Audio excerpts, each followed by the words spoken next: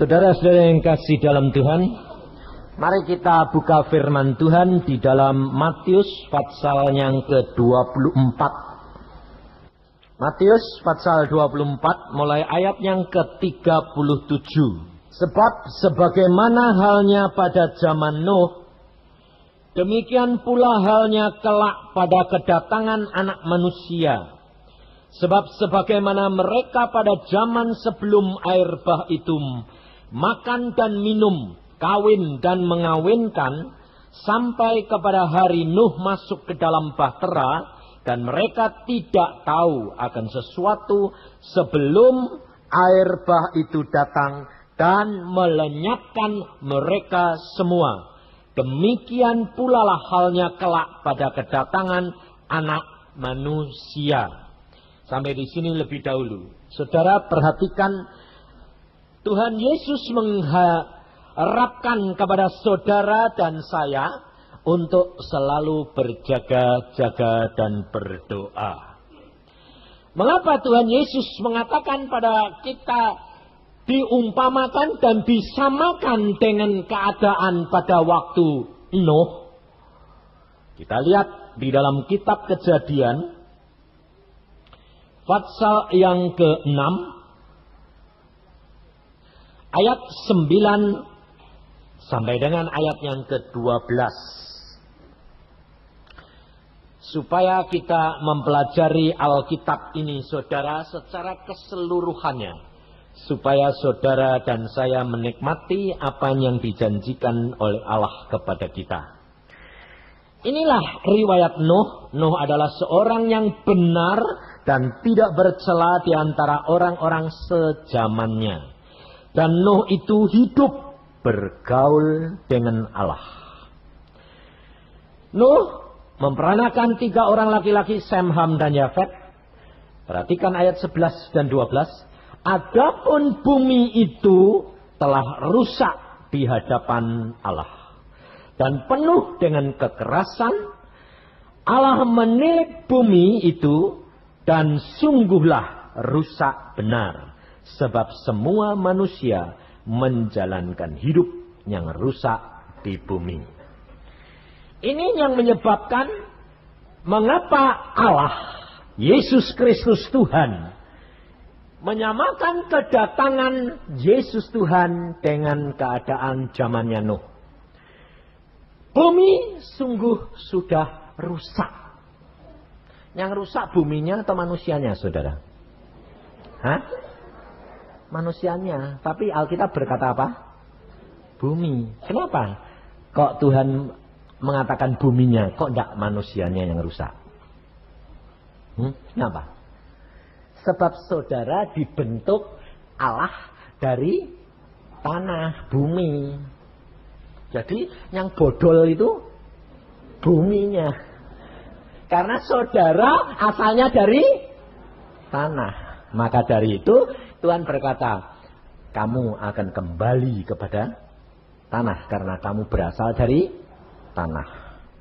Maka dari itu kita perhatikan, saudara, bahwa pada saat sekarang ini kekerasan, manusia hidup dengan caranya sendiri semuanya. Kita lihat, kekayaan tidak menjamin. Justru kekayaan membuat sengsara. Karena apa? Diincar penjahat terus. Sekarang ini orang yang hidupnya penuh dengan kelimpahan, deg-degan.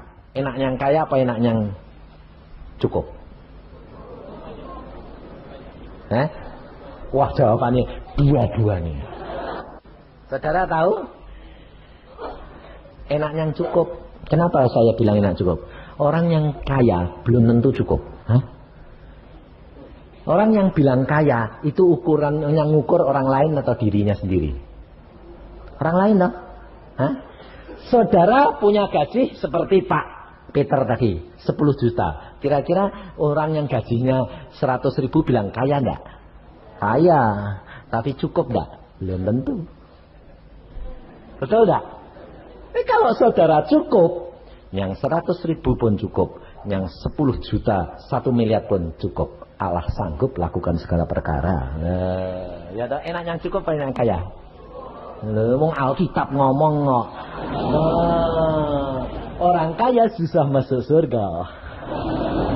Orang yang cukup itu Allah suka. Sebabnya apa? Orang yang cukup pasti dia berharap kepada Allah. Orang kaya susah masuk surga karena berharap kepada kekayaannya. Tak masuk nanti. Tobat. Ya, tobat saya. Maka dari itu saudara, kalau saudara dan saya mau menjadi pelaku-pelaku firman, saudara tidak ada kegelisahan, tidak ada kekhawatiran. Alkitab berkata, Yesus yang berkata, bukan saya. Damai sejahtera yang aku berikan kepadamu tidak sama dengan damai sejahtera yang diberikan oleh dunia. Jangan kamu takut, jangan kamu gelisah. Itu pasti orang cukup. Kenapa? Sebab dia butuh banyak, diberi banyak. Butuh sedikit, diberi sedikit. Jadi tidak pusing. Betul lah? Mau diincar sama penjahat, tidak bakal.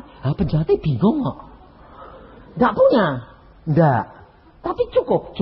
Loh. Butuh banyak, dikasih banyak. Butuh sedikit, dikasih sedikit. Pas. Yang mau rampok apa? Wong pas-pasan. Loh, betul tidak? Ini saudara, hidup kekristenan itu begini. Jadi tidak pernah takut, tidak pernah khawatir.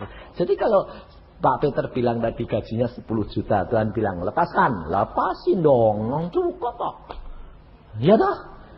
Allah tidak pernah kekurangan. Allah punya langit dan bumi. Dan Allah menjadikan dari tidak ada menjadi ada. Buat apa pusing-pusing? Saudara percaya enggak? Hah? Amin. Mestinya ya tidak deg-degan, tidak ada khawatir. Tapi masih punya enggak? Punya sedikit. Itu sama dengan dosa kecil sama dosa gede. Saudara tahu kita sudah zaman ini adalah zaman akhir, saudara. Tuhan Yesus sendiri berkata bahwa kita ini harus sama seperti zamannya Nuh. Berarti orang ini semua di dalam dunia ini mengasihi dirinya sendiri. Mereka pesta pora, mereka kawin mengawinkan, mereka mencari kesenangan dunia. Dunia maksiat demikian luar biasa, tidak seperti zaman sekarang. Bahkan kota Sodom dan Gomora kalah dengan sekarang. Maka kalau saudara perhatikan kejahatan dan perbuatan seks, tidak akan kalah dari Sodom dan Gomora masa ini. Karena ini masanya sudah amat singkat. Dan Tuhan memilih siapa?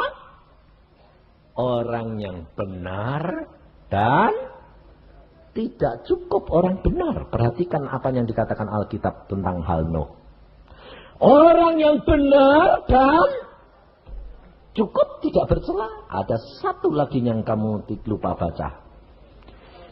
Benar dan bergaul dengan Allah. Ini yang Allah cari. Kalau saudara tidak bergaul dengan Allah, saudara tidak akan dapat mendengar peringatan dan suara Dia. Agama mengajarkan kita hidup benar, betul? Kita hidup baik. Tapi Allah berkata tidak ada seorang pun yang benar kecuali di dalam Yesus. Tidak ada manusia yang benar kecuali manusia itu dibenarkan oleh Allah karena Yesus. Maka dari itu Allah mencari bukan orang yang benar, tapi orang yang benar dan bergaul dengan Allah. Karena tanpa saudara bergaul dengan Allah, engkau tidak mungkin dibenarkan oleh Allah. Maka dari itu kita harus sadar, saudara, kalau engkau tidak bergaul dengan Allah, engkau menjadi calo surga. Banyak orang Kristen akan kecewa nanti. Kenapa? Karena pikirnya seperti zaman Nuh. Nuh bergaul dengan Allah. Allah berbicara, Nuh bikin perahu. Karena sebentar lagi aku datangkan air bah. Semua orang ketawa. Lalu Nuh anehnya apa? Disuruh bikin perahunya tidak di laut, di atas bukit. Lebih sinding lagi. Nuh lalu memanggil tukang-tukang, yuk ke atas bukit, cari kayu, motong kayu, bikin perahu. Nuh, bikin perahu ya di bawah, gak di bukit. Nah, nanti nurunkannya bagaimana? Gak usah diturunin, airnya naik. Hah? Kira-kira sinding gak? Hah? Sama enggak saudara sekarang? Sebentar lagi Tuhan Yesus datang. Hah? Dari zaman kuno, 2000 tahun yang lalu, Petrus sudah berkata, waktunya singkat, Yesus mau datang. Nyatanya mana? Yesusnya turun atau kamu yang naik? Hah? Kamu yang naik ke atas bukit atau Yesus airnya yang naik? Hah? Perahunya nanti yang turun atau air yang naik? Hah? Airnya naik. Masuk akal enggak? Enggak masuk akal. Air dari mana bisa menenggelamkan gunung? Mana mungkin? Nah, mana mungkin Yesus datang dari dulu sampai sekarang enggak pernah datang. Enggak usah fanatik. Jadi kalau kamu jadi anak Tuhan, rajin diketawai enggak? Hah? Loh, kalau diketawai, saudara harusnya bilang apa? Nah, haleluya. Puji Tuhan. Loh, kenapa kok haleluya? Iya. Lah kok kayak orang gila? Lah itu pas cocok. Kalau dikatakan orang gila, cocok. Kenapa? Itu Kristen. Loh, Kristen itu gila? Ya. Menurut dunia. Betul tak? Iya, biarin. Tapi nanti kalau Tuhan datang kita pergi semua. Rasain dulu. Maka dari itu saudara, hidup kekristenan itu harus belajar Alkitab benar-benar. Sehingga saudara itu tidak pernah kecewa. Loh, saudara sekarang terus terang. Kalau istrimu jelek atau istrimu ngambek atau jahat, saudara kecewa enggak? Hah? Kecewa enggak suami-suami ini? Atau istri-istri ini kalau suaminya jelek itu, kalau suaminya nakal, kalau satunya badung itu, kecewa enggak? Kecewa? Salah. Karena kamu enggak baca Alkitab. Salah. Alkitab berkata apa tadi? Tidak ada seorang pun yang benar dan baik. Termasuk kamu tuh tahu nggak? Suamimu itu termasuk orang baik apa enggak? Wong Alkitab bilang tidak ada seorang pun yang baik. Suamimu baik sendiri. Hah? Enggak dong?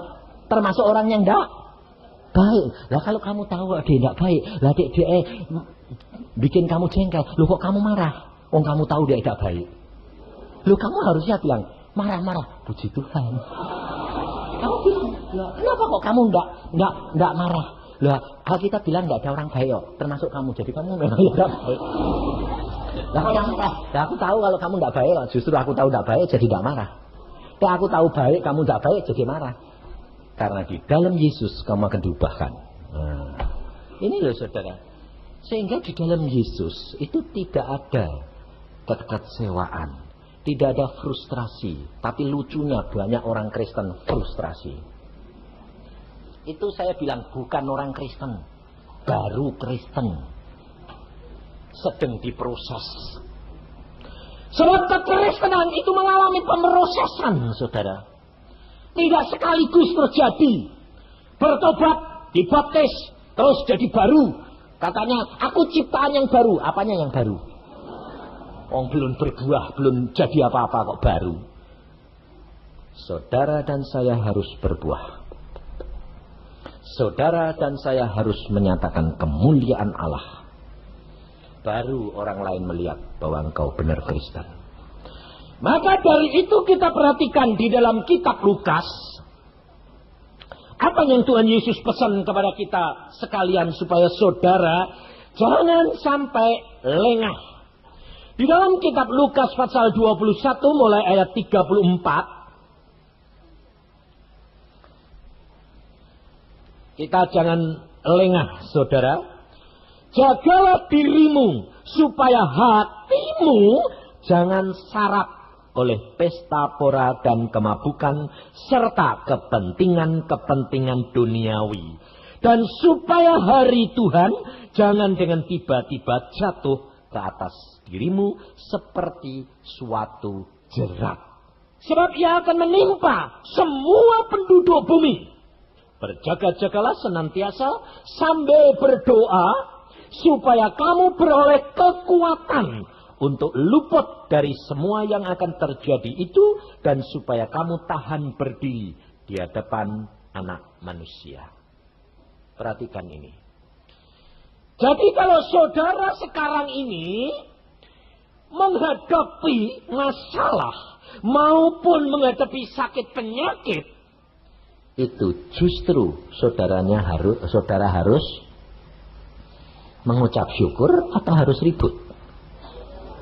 Mengucap syukur. Kenapa? Karena saudara sedang diperingatkan di dalam dunia ini. Alkitab sudah berkata bahwa penghakiman di dalam kitab Petrus, bahwa penghakiman dimulai dari orang percaya. Jadi kalau saudara dan saya sekarang ini dihakimi Allah di dalam dunia, ucapkan syukur. Jadi kalau saudara sekarang ini kena sakit, saudara harus sadar. Sebab tidak mungkin kamu kena penyakit tanpa seizin Allah. Kalau engkau dikenakan penyakit karena kamu berbuat dosa, setan menuntut kepada Allah untuk menghukum, kena kamu. Nah, kalau kena, kamu harusnya berkata apa? Puji Tuhan. Bukan puji Tuhan karena sakitnya. Tidak. Puji Tuhan, aku kok sakit Tuhan? Berarti aku ada sesuatu yang kau tuntut, yang aku berbuat salah. Dan aku belum sadar akan kesalahanku, sehingga penyakit ini datang, dan karena penyakit ini, aku sekarang sadar, mesti aku salah. Lalu kamu berdoa, Tuhan Roh Kudus, tunjukkan dong dosa-dosaku. Nah, nanti Tuhan tunjukkan, ada seorang anak Tuhan, dia sehat walafiat, tidak ada apa-apa.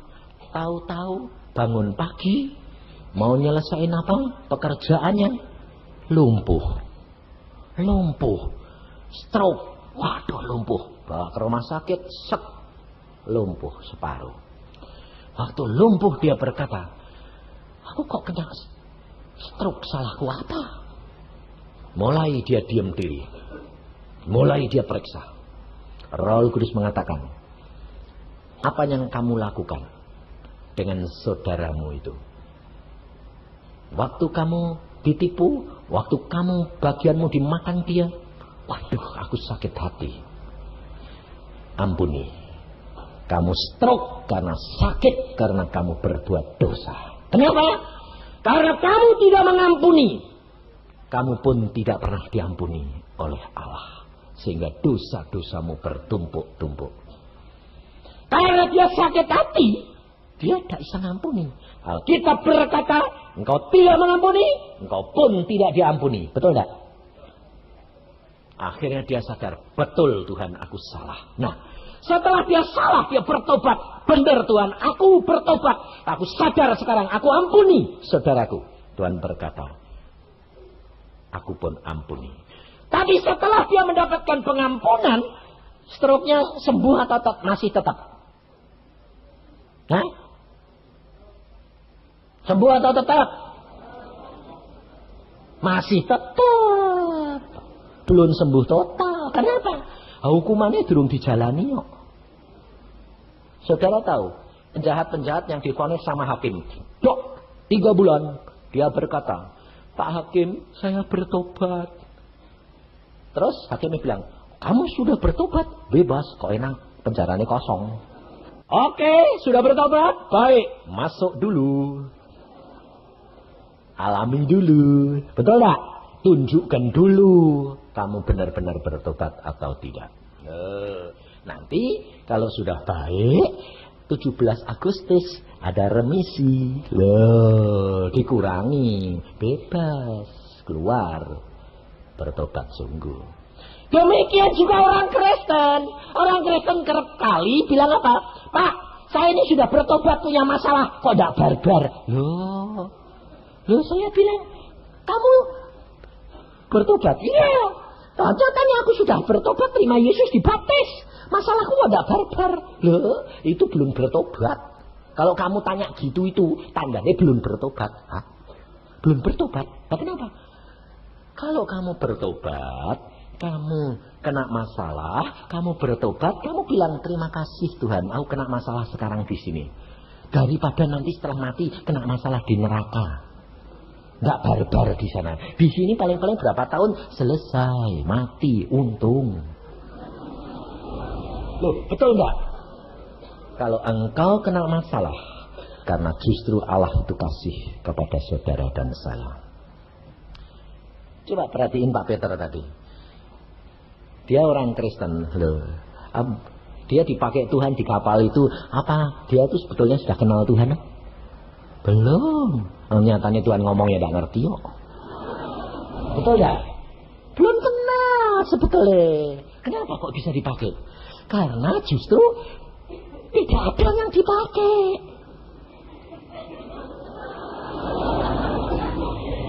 Betul loh. Karena tidak ada. Ya Tuhan yang berkuasa. Coba lihat Peter, oh Kristen, tapi lumayan lah Kristen. KTP, coba. Betul. Bukan kalau dia kenal Tuhan. Lalu kalau saudara dicomot bisa enggak sama Tuhan? Bisa. Kenapa? Bisa. Sebab saudara sudah ngaku anak Tuhan, dia juga ngaku Kristen. Iya. Tapi KTP, iya. KTP itu bukan kartu penduduk loh. KTP itu K itu Kristen, T itu tanpa, P itu pengalaman. Loh. Gak punya pengalaman sama Yesus. Jadi KTP Kristen seminggu sekali ya. Itu KTP. Tapi kalau nanti ada masalah yang justru menghadapi mati dan hidup, Allah justru mau pakai. Siapa yang mau dipakai? Yang sedia. Kan di situ ada 2 orang Kristen loh. Kenapa yang satu tidak dipakai?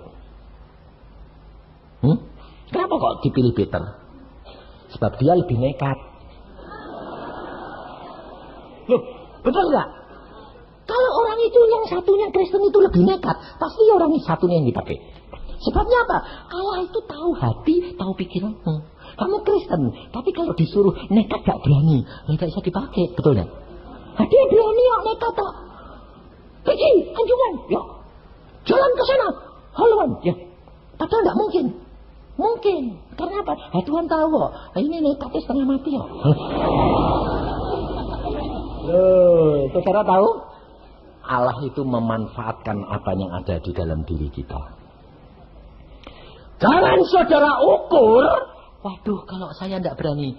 Allah berkuasa dan Allah tahu apa yang ada di dalam diri saudara. Dan Allah dapat pakai engkau. Tidak terbatas siapapun juga. Tapi untuk dapat dipakai oleh Allah, harus ada tekad. Dan ada orang yang nekat. Bukan tekad, nekat. Sebab apa? Sebab Allah tidak dapat menyatakan kemuliaannya tanpa orang itu sedia mati untuk dia. Ini saudara. Jangan saudara kira bahwa engkau dipakai Tuhan itu karena apa? Karena kamu tidak menghadapi masalah antara hidup dan mati. Masalahmu masalah biasa, ya pasti tidak dipakai. Orang Tuhan tahu kamu tidak percuma. Tapi kalau sudah antara hidup dan mati, Tuhan bisa pakai siapa saja. Karena kalau manusia masih bisa, Allah tidak turut campur. Kalau manusia sudah tidak mempunyai jalan, Allah baru turun tangan. Sebab itu mujizat Allah harus terjadi. Iya dah? Nah, jadi kalau saudara punya masalah yang masih ringan-ringan, Allah turut ambil bagian belum? Belum. Jadi pantesan orang Jakarta tidak banyak melihat mujizat. Sebabnya semua masih santai. Tapi coba kalau kamu nanti terjun ke daerah di dalam keadaan yang sulit, lah itu kamu harusnya bilang puji Tuhan. Kenapa? Justru sulit. Nyatanya nanti kalau sulitan datang, Allah mesti turun tangan. Kalau tidak, Allah malu dong. Nah, ya toh? Bapak siapa yang membiarkan anaknya celaka? Gak mungkin. Pasti ditolong. Mati pun tidak apa-apa, bakal bangkit. Allah. Berani gak? Loh, ini loh saudara, ini hidup kekristenan. Sebab Allah sudah berkata, Tuhan Yesus, jagalah dirimu supaya hatimu jangan syarat oleh pesta pora, oleh kemabukan dan kepentingan-kepentingan dunia ini. Saudara, zaman sekarang ini orang Kristen takut menderita. Mengapa penyakitnya tidak sembuh-sembuh? Mengapa masalahnya tidak beres-beres? Karena dia tidak mengucap syukur. Dia masih ribut, minta kesembuhan, minta masalahnya selesai. Justru itu tidak akan selesai. Saya katakan sekali lagi, tidak akan selesai. Tetapi kalau orang itu kehilangan nyawa karena Yesus, dia pasti mendapat nyawa. Sebab Alkitab yang ngomong. Jadi kalau saudara kena sesuatu masalah atau penyakit, ucapkan syukur. Bertobat, setelah bertobat, ngucap syukur. Tambah parah, puji Tuhan. Oh, kenapa? Karena kalau aku harus mati, aku pasti sudah masuk surga. Karena aku sudah bertobat. Kalau Tuhan mempunyai rencana dalam hidupku untuk menjadi saksi, Allah pasti sembuhkan. Loh, betul tak? Agak pusing, wong dia sanggup mengadakan segala perkara. Dari tidak ada menjadi ada. Makanya kalau saya menghadapi apa-apa, saya rileks. Saya kalau kena penyakit, saya selalu periksa. Tuhan, aku kok kena penyakit ini apa? Periksa. Setelah, aku dosa. Oh ya Tuhan, aku berdosa. Ini salah. Minta ampun. Apalagi Tuhan? Sudah, cukup. Puji Tuhan. Sakitnya tambah parah. Beneran. Nah. Saya gitu. Tambah parah. Puji Tuhan. Sebab ini ujian. Ini bukan lagi upah dosa. Tapi ini ujian. Nah. Ngucap syukur. Sampai mepet. Mau mati. Puji Tuhan. Tuhan bilang, sembuh. Cukup. Cepat. Cepat. Soalnya apa? Coba perhatikan. Sadrah, Mesah, dan Abednego. Dia pada waktu berhadapan dengan Raja Nebukadnezar, waktu dia dikatakan, kalau kamu mau menyembah berhalaku, kamu tidak usah masuk ke dapur api. Sadrah, Mesah, Abednego berkata apa? Maaf Raja, apapun yang terjadi kami tidak meninggalkan Allah. Tak ditolong pun, tak apa-apa, tetap aku tidak akan meninggalkan Allahku. Loh itu berarti kan berani mati dah. Iya. Lah apa beda nih sama kalau kamu penyakit? Ngadepi penyakit kanker. Raja penyakit atau kanker itu? Iya toh? Apa? Apapun yang terjadi, mati. Tak apa-apa. Aku tidak akan meninggalkan Yesus. Loh gitu. Masuk barusan ngadepi raja kanker aja. Ya kompromi deh. Kompromi lah. Malah kanker repot. Raja berkata 7 kali lipat panasnya ditambahi. Tidak apa-apa. Malah cepat. Ya bener kan? 7 kali lipatan malah cepat. Sep. Angus bis. Orang yang gotong aja. Belum apa-apa. Dia yang gotongnya mati. Nah salah ya. Mbok gotong-gotong. Itu bukan masuk dewek. Lah ya toh. Nanti gotong-gotong sing gotong mati malahan. Saya pikir Sadrah, Mesah, dan Abednego tidak berani masuk dan tidak mau masuk. Diikat, digotong. Salahmu. Nah, kalau saya ya tidak perlu. Tidak usah gotong, tak masuk dewek. Orang di dalam Yesus segala perkara bisa. Masuk. Ikatan terlepas. Loh, yang terbakar ikatannya apa? Tubuhnya Sadrah, Mesah, Abednego. Ikatannya. Loh, kenapa rambutnya tak terbakar? Kok talinya terbakar? Lucu dong. Coba kamu diikat tanganmu, bakaran talinya. Tali ini kebakar, tanganmu turut kebakar tak? Hah? Turut. Tapi Sadrah, Mesah, dan Abednego diikat masuk. Tali ini kebakar. Tubuhnya tidak. Ya, itu Yesus. Ya. Sebabnya apa? Di dalam Yesus hukum alam ini tidak berlaku. Contohnya, coba bayangin. Lihat di dalam Lukas pasal 24. Supaya saudara dan saya itu sadar dan hidup di dalam kenyataan bahwa Allah kita Allah yang luar biasa. Lukas pasal 24 ayat 38. Mulai. Akan tetapi ia berkata kepada mereka, mengapa kamu terkejut dan apa sebabnya timbul keraguan-raguan di dalam hati kamu? Lihatlah tanganku dan kakiku, aku sendirilah ini, rabalah aku dan lihatlah, karena hantu tidak ada daging dan tulangnya seperti yang kamu lihat ada padaku. Sambil berkata demikian, ia memperlihatkan tangan dan kakinya kepada mereka, dan ketika mereka belum percaya karena girangnya dan masih heran, berkatalah ia kepada mereka, adakah padamu makanan di sini? Lalu mereka memberikan kepadanya sepotong ikan goreng.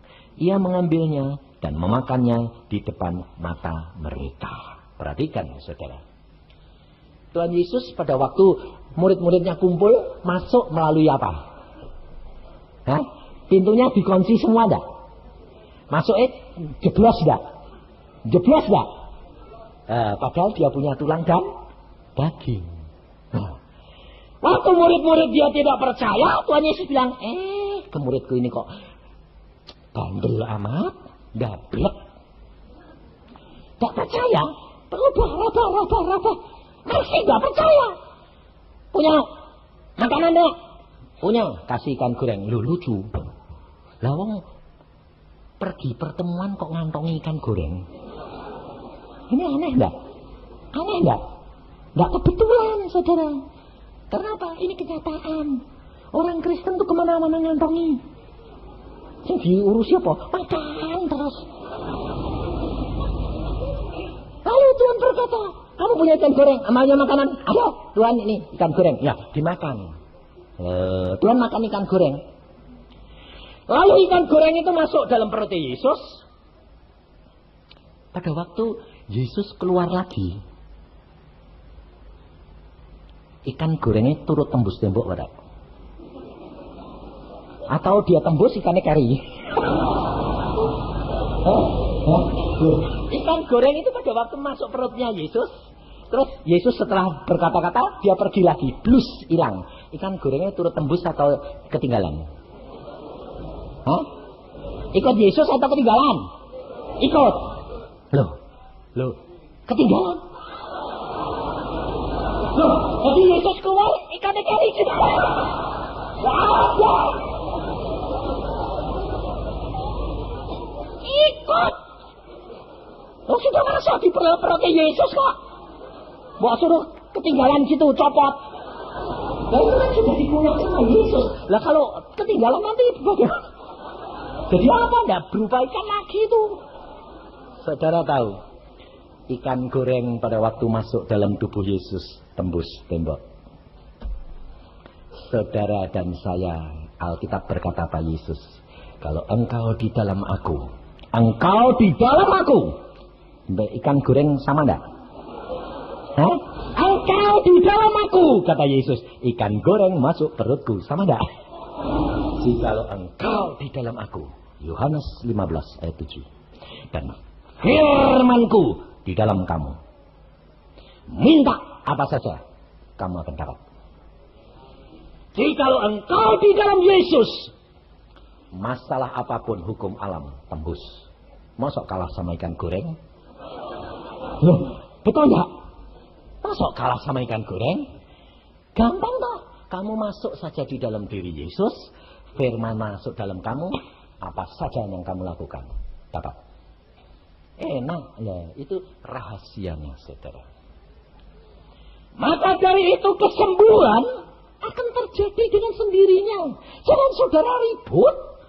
Kok tidak sembuh-sembuh ya? Lah, itu tandanya kurang percaya. Semua dimulai dari dalam. Anak Tuhan tadinya kena stroke karena ada sakit hati. Saudara punya penyakit karena dosa terhadap Allah. Saudara bertobat. Dari dalam dibersihkan. Firman yang menjelma menjadi daging. Bukan daging jadi firman. Kok baik? Hati lebih dahulu, roh yang menjelma menjadi satu kenyataan. Jelmakan Yesus di dalam hidupmu. Jelmakan firman menjadi satu kenyataan dalam hidupmu. Jadi saudara itu gampang. Saya terus terang kalau sakit saudara, saya nggak pernah gini.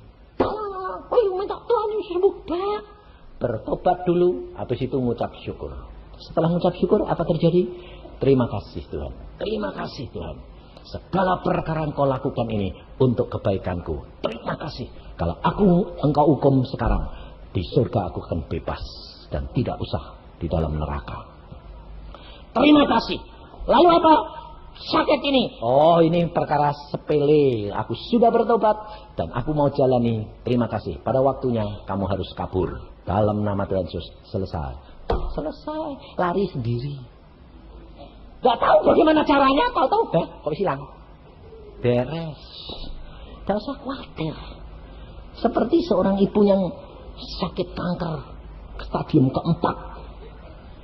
Dia berkata, ini ganas sekali. Dan maksimal 3 bulan. Tidak lebih, dokter bilang.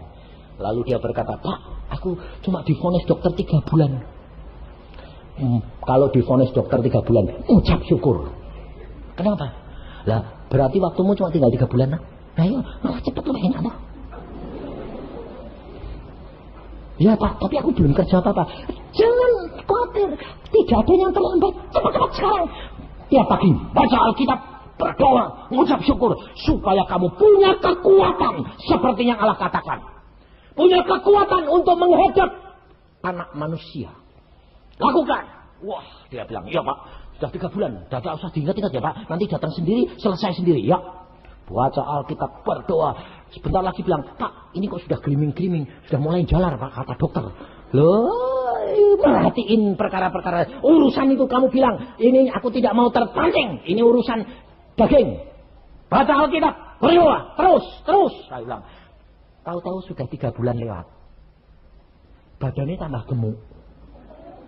Lalu dia bilang, bagaimana? Wah, pokoknya aku tidak peduli. Besok lusa mati. Kapan dokter 3 bulan. Justru orang bilang, sejak kapan? Dihitung-hitung. Loh, kok setengah tahun? Loh, kalau gitu lewat. Dia balik ke dokternya. Dok, katanya saya 3 bulan. Namanya siapa? Ini. Dicari. Ya, kankernya sudah. Wah, tuh sudah tidak bisa ini. Mana dokter? Kok tidak tambah? Diperiksa. Loh, kok malah ngecil, hilang. Kamu tambah gemuk. Iya. Bukan kanker yang gemuk. Saya gemuk. Berarti dia gemuk, kankernya cilik. Loh, pakai obat apa? Yesus. Sembuh sampai sekarang sudah 2,5 tahun dan tidak pernah kembali. Yesus. Betul enggak? Kalau saudara itu takut kehilangan nyawa, kamu bahkan takut mati. Jadi ini. Tapi kalau saudara berani di dalam Yesus dan firman-Ku di dalamnya, jangan kamu takut. Kamu harus berdoa. Kamu harus mengikuti firman, berdoa supaya kamu mendapatkan kekuatan pada waktu Yesus datang kembali. Jangan saudara bilang, kapan Pak datang? Aku bilang, tidak usah ngurusi, setahun lagi. Belum tentu. Siapa tahu kalau besok kamu sudah didatangi Tuhan. Ya toh. Saudara tahu besok terjadi apa? Tidak tahu dong. Nah, kalau tahu Tuhan datang sendiri pada kamu. Ayo nak pulang. Mau apa? Oh, kamu tidak mau pulang. Katanya Oktober 92. Lalu Tuhan bilang, ya itu untuk umum. Tapi untuk kamu besok. Bingung enggak kamu? Terus nangis. Jangan Tuhan, tunda dong loh. Sudah selesai. Saudara tahu. Saudara enggak usah ngurusi yang tahun depan. Hari ini ada kesukarannya sendiri.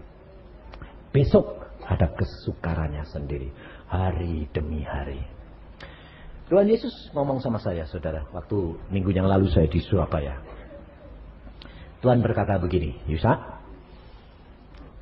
Aku berkata, apakah nanti kalau anak manusia datang mendapati iman di bumi? Kaget saya. Tuhan, berarti kalau engkau nanti datang, banyak orang Kristen tidak sadar akan kedatangan Tuhan karena tidak punya iman, betul tak? Lalu saya berkata, wah kalau gitu banyak yang ketinggalan Tuhan. Iya. Wah kalau gitu jangan datang rombongan Tuhan. Datanglah sendiri-sendiri sajalah, lumayan. Sebabnya kalau rombongan, demikian Tuhan datang, tidak ada pertolongan. Tapi kalau Tuhan datang sendiri-sendiri, Tuhan akan memperingatkan, memperhatikan. Loh, karena Tuhan itu menyayangi kamu pribadi demi pribadi. Sehingga pada waktu itu saya berkata, loh kalau gitu, apa yang aku harus lakukan Tuhan? Tuhan berkata apa? Lihat zaman sekarang, iblis memberikan apa? Jerat-jerat dengan cara bangun tidur, orang sudah sibuk dengan masalahnya dan tidak ada kesempatan untuk memikirkan tentang hal Yesus dan imannya. Masuk kantor, sibuk semuanya. Udah masalahnya dibuat ruwet sama setan sehingga akhirnya tidak punya kesempatan untuk mikir Yesus. Nah kalau tahu-tahu Tuhan datang siang itu, kamu di mana? Sedang ribut sama urusanmu, betul enggak? Itu jerat setan. Tuhan berkata, jangan jaga hatimu, jangan sampai syarat dengan perkara-perkara daging dunia. Lalu saya berkata, bagaimana caranya? Ajarkan mereka seperti yang kamu sudah aku ajarkan. Bangun pagi. Sebelum masuk kerja, pagi hari sebelum jam 5, menghadap kepada Tuhan. Lalu katakan, Tuhan, apa yang hari ini aku harus lakukan? Loh. Meskipun saudara bekerja, itu melakukan pekerjaan Allah. Meskipun saudara kerja di kantor, saudara melakukan pekerjaan Allah. Jadi saudara bangun pagi, menghadap dulu, membaca firman, menyembah Dia, dan katakan, Tuhan, apa yang aku harus lakukan hari ini? Nah, kalau kamu tiap pagi begitu, seandainya kamu di kantor sibuk sekalipun, Allah datang, kamu tertolong. Karena hari ini kamu sudah siap apa yang aku lakukan hari ini. Pasti siap toh? Dan kalau Tuhan mau datangnya siang, Tuhan bilang, siap-siap, aku mau datang. Loh. Tapi kalau hari itu ngantuk Tuhan. Masuk kantor sibuk, Tuhan datang. Di mana kamu? Tinggal. Maka dari itu Tuhan berkata, kamu ajarkan seperti yang Allahmu ajarkan kepadamu. Bangun pagi. Tiap pagi kamu katakan. Karena apa? Di dalam Yohanes pasal yang ke-17. Yohanes pasal 17 ayat 4. Aku telah mempermuliakan engkau di bumi dengan jalan menyelesaikan pekerjaan yang kau berikan kepadaku untuk melakukannya. Loh, kalau saudara dan saya melakukan pekerjaanmu itu menyelesaikan dengan pimpinan Roh Allah Kudus, engkau mempermuliakan Allah. Saudara tahu. Jangan saudara kira kalau saudara pergi kantor kerja, bisnis itu tidak memuliakan Allah. Itu memuliakan Allah. Asalkan kamu lakukan bersama dengan Yesus Tuhan, dengan Roh Allah Kudus. Cara memuliakan Allah bukan hanya di sini, saudara. Kalau engkau dan saya memuliakan Allah cuma di sini, maka sehari demi sehari berapa jam yang kamu sudah hilang di kantor. Tetapi di kantor pun kamu bisa memuliakan Allah. Karena kamu melakukan pekerjaanmu bersama dengan Allah. Itu menyelesaikan tugas yang Allah berikan. Maka dari itu, saudara harus baca Alkitab. Sehingga tiap pagi kamu bangun, kamu bersama dengan Allah. Dan kalau saya, aneh lagi sembahyangnya. Saya kalau pagi berkata gini, Tuhan, aku hari ini mau apa yang aku harus lakukan? Dan aku tahu Tuhan, Engkau punya rencana hari ini di dalam hidupku. Dan aku tahu aku punya kelemahan. Aku mohon dalam nama Tuhan Yesus, paksakan rencanamu itu berjalan dalam hidupku. Sebab aku tahu rencanamu indah bagiku. Harusnya begitu. Sehingga kalau hari ini mau terjadi apapun, rencana Allah yang terjadi dalam hidupku, bukan aku sendiri. Kenapa saya berdoa? Paksakan Tuhan. Karena setan selalu menghadap Tuhan. Dia berkata apa? Allah, engkau tidak bisa memaksa manusia. Allah sudah pernah memberikan wewenang kepada manusia untuk memilih yang baik maupun yang jahat. Kalau saya yang minta, Allah paksakan rencanamu dalam hidupku. Setan bisa nuntut enggak? Tidak bisa. Kalau setan bilang, Allah kamu tidak bisa memaksa. Allahnya bilang apa? Setan, dia yang minta. Setannya bilang, dia minta. Iya, dia minta. Manusia, dia minta. Yesus berkata apa? Mintalah, maka akan diberi kepadamu. Sebabnya apa? Saudara itu cuma minta apa selalu? Saudara kalau baca Alkitab, yang diperhatikan janjinya Tuhan atau peringatannya Tuhan? Yang nyentel di sini sama di sini itu janjinya atau peringatan-peringatannya? Janji. Kenapa kok janji? Yang enak-enak soalnya. Itu orang Kristen. Makanya malah gak dapat janji. Gak dapat digenapi. Kenapa? Karena saudara tidak melakukan yang diperingatkan. Saudara masuk asuransi. Asuransinya gantinya kalau mati, kalau saudara kecelakaan diganti 100 juta, 200 juta. Waduh enak ya. Bayarnya murah 10.000. Tapi saudara bilang, wah janjinya bagus. Wah aku tertarik sama janji-janjinya. Asuransinya bilang apa? Bayar dulu. Bayar apa? Preminya 10.000. Oh, aku punya ini cuma 1.000. Gak bisa. 10.000. Kamu dapat 100 juta. Kalau kamu tidak bayar yang 10.000, dapat enggak?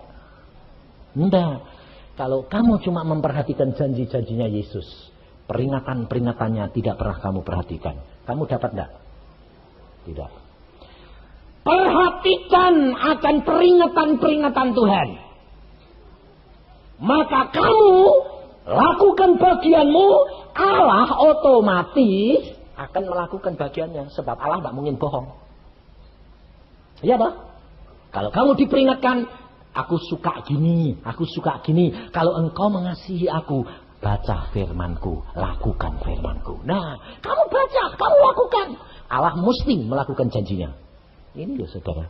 Makanya bagi saya, semua digenepi sama Tuhan. Enak, relax. Makanya saya tuh orangnya tidak pernah pusing. Ngadepi apa? Relax. Ketawa aja. Kenapa? Aku tahu, tambah parah tambah baik. Allahku mesti bertindak. Makanya saya tidak pernah takut. Pada waktu saya di Irian Jaya, saudara, sedang naik perahu kecil, tengah malam jam 12, tembak. Sama OPM, bayangin. Saya bilang, wah loh kok ditembaki? Nah ini dia kena kan bolong. Mati ya. Terus anak perahunya anak Tuhan, orang Irian. Dokter, kita ini cuma milih 2 jalan. Darat dipotong. Kalau darat kepala kita copot. Itu OPM. Kalau kita tidak darat, perahunya lubang. Aku bilang, lah kamu punya Tuhan enggak? Punya. Tapi Tuhan ini enggak jawab. Tolol aku bilang. Saya berdoa, Tuhan, apa yang saya harus lakukan? Tuhan bilang, darat. Saya bilang, darat. Dokter. Aku bilang, darat. Allah berkata pada saya, darat, darat. Darat, saudara. Setelah darat sampai di darat, orang Republik, tolong! Ini anak buah saya. Tenang, aku bilang, mati untung. Lalu saya bilang, siapa kamu? Orang Republik. Saya bilang, saya dokter, mau turne. Saya bilang, ke pulau. Apa terjadi saudara? Ganasnya orang kayak gitu. Orang iri kan. di tengah-tengah keramaian kayak gitu, ada satu orang irian juga keluar. Dia lihat, oh, stop, jangan ganggu dia. Dokter, pendeta, hamba Tuhan. Kaget aku, semua diam. Pendeta, dokter, pendeta, hamba Tuhan, jangan ganggu. Dia datang, nyalami saya. Dokter, siapa kamu? Saya ini orang penjara. Saya bisa melarikan diri. Nah, kok kamu kenal saya? Dokter tiap minggu kan khotbahnya di penjara. Oh, ini dokter mau pergi ke pulau ya. Jalan dokter, kami jamin tidak akan ada orang ganggu kamu karena kamu hamba Tuhan. Allah. Saya bilang dulu selamat, ayo naik. Saudara tahu, saya menghadapi kematian berkali-kali. Tapi Allah luar biasa. Apa yang diceritakan Peter, saya ngalami di Tanjung Irian Barat. Gelombangnya itu tingginya itu sampai belum pernah lihat gelombang kok tinggi balik puluhan meter. Saya pakai perahu itu cuma lebarnya 1,5 meter kali 4,5 meter. Lah itu gelombang kok puluhan meter. Saya bingung. Apa Tuhan ini apa? Tuhan berkata apa? Lah kamu tadi kan yang minta lo. Kenapa saudara? Sebab saya pulang dari Jayapura ke Biak naik perahu. Berangkat dari sana jam 5. Tepat jam 12 di Tanjung itu terjadi perputaran angin. Dan tukang perahu berkata, tiap jam 12 malam Pak sampai jam 1 ini terjadi pergantian udara. Dan gelombangnya itu puluhan meter. Saya bilang, Tuhan aku mau pulang sekarang. Ini tukang perahu berkata ini gelombangnya puluhan meter. Kita mati di sana. Tuhan aku pulang enggak? Tuhan berkata apa? Kamu berani enggak? Loh, kalau kamu tanya gitu aku sih berani. Tidak apa-apa. Nah, kalau berani ya jalan. Lah, persis di situ jam 12. Iya. Lah nanti kalau anginnya datang, loh kamu percaya enggak? Bisa diundur. Oh ya, unduran enggak ada. Oh ya, mundur maju. Saya bilang, ayo berangkat. Dokter, di situ persis. Enggak apa-apa, mundur. Apanya yang mundur? Gelombangnya. Masa dokter? Tidak mungkin. Itu alam. Setiap jam 12 sampai jam 1. Wah, sudah percaya saja.